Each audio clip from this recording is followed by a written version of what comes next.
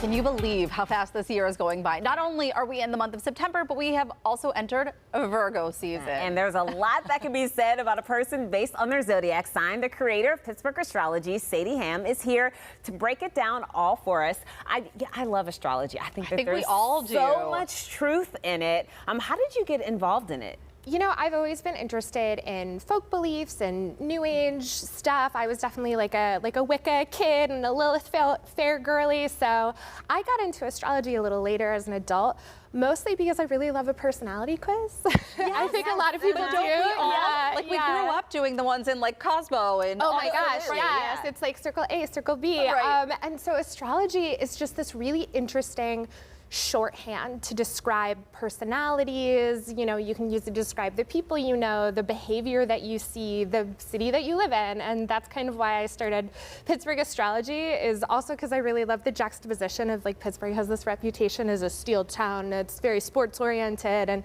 astrology is over here being very cosmic, and some people sort of code it as like girly or whatever. And I love putting those two together and using that language to describe our fun, weird city. So give us some traits of certain signs, would you mind? Okay, sure. So let's take Cancer, for example. Riley, who was a guest on our show, is a Cancer sun. We talked a little bit about it. Cancers they're kind of like the moms of the zodiac, mom, asterisk, any gender, where they're loving, they're really into personal relationships. They can be a little manipulative. I'm not saying Riley is, not saying Riley is.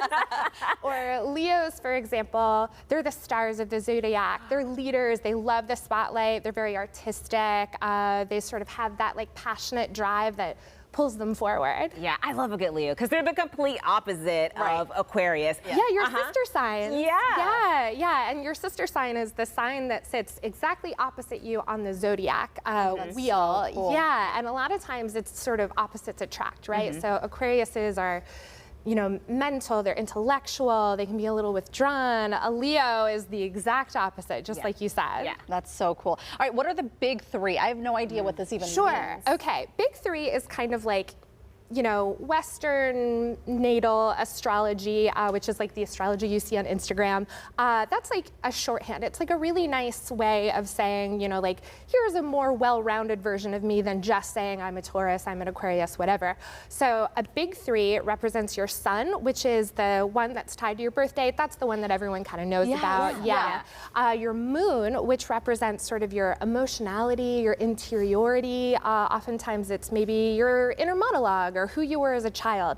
And then your rising sign, which represents kind of like, it's like your vibe check, you know? It's who you are when you walk into a room, and it's kind of the presence that you leave and lingers around you. Well, I love how you broke that all down. Thank it you. can be a little bit confusing. There's so many moving parts to astrology. I don't even know everything. I know barely anything, honestly. It sounds like you know a lot. So we each have our big three, right? Yes. Well, technically. So here's the thing about your big three is that you need to know your birth date.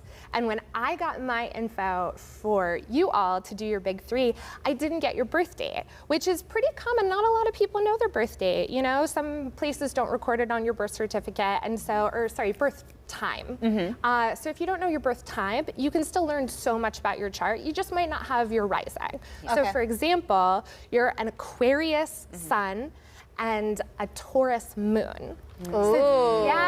So that means, you know, Aquariuses, like I said, they're very intellectual. They think in big picture ideas. But then a Taurus moon might mean that you're a little bit more sensual emotionally. You know, you're kind of not necessarily a stick in the mud, but, you know, a little set in your ways maybe. You know, Aquariuses are also a pretty stubborn sign as well. Yeah, and because we don't have your rising, you only have a big two, but that's okay. That's fine. Yeah, I mean, still plenty of info to work with. Yeah.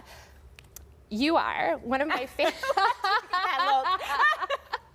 Tell me more. All right. You're a Taurus sun, which you know, and a Scorpio moon and rising. Yeah, I love a Scorpio. They kind of have a bad reputation. I like that though. Yeah.